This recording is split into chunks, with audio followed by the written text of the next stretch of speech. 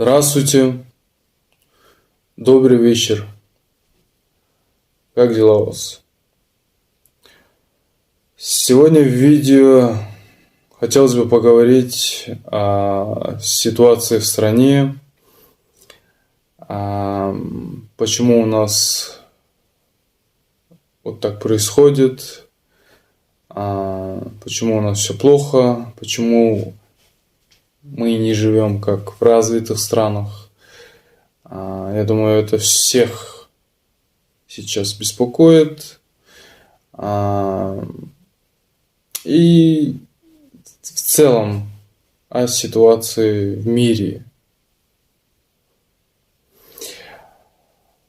Я сам считаю, по моему мнению, все это исходит от того, что люди не осознают тяжесть ответственности. То есть, да, что власть, что там народ, что там менталитет, чиновники, без разницы. Люди не осознают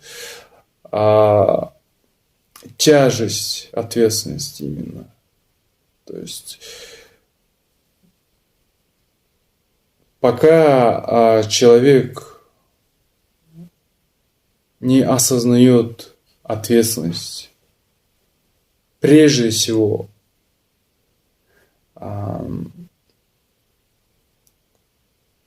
за свое здоровье, за себя, за свою семью, за своих родных и в целом за народ, уже как, если, конечно, правят, да, вот наши властеимущие, это все, я думаю, будет продолжаться, эти войны, там распри, недопониманий, все того, что творится во всем мире. Это, конечно, может плохо кончиться, если, конечно, люди не обдумают, не сядут за стол переговоров, не будут думать о будущем, будущих поколений, о своих детях, о своей семье, о будущем мира. Будет ли существовать в дальнейшем планета Земля? Просто хочу объяснить коротко и ясно. Просто на примере человеческого тела хочу объяснить. Например, мозг.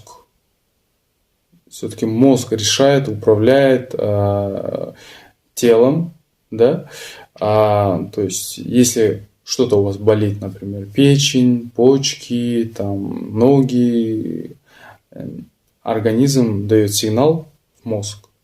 Мозг обрабатывает сигнал и уже человеку в подсознательном уровне дает обратную связь. Что-то колет у вас, какая-то усталость, да, вот, какая-то депрессия, что-то вот. Все это стресс, все это через болезнь все уходит, да, хоть и духовно, хоть и физически. Вот в этом смысле человек ответственен за свое тело, духовное, физическое. Он должен осознавать эту ответственность. Поскольку если он не будет предпринимать какие-то действия, да, по, например, как лечение, да, или там какие-то лекарства пить, что-то такое, то все-таки человека съест эта болезнь. Также на примере вот чиновников, получается, хоть ты президент, да, хоть ты, не знаю, властелин мира, если ты не осознаешь ответственность за граждан, за народ, за нацию. И здесь даже можно сказать за язык, свой национальный язык, то все так и будет продолжаться. То есть на отъебись. Понимаете, у нас как? На отъебись вот так.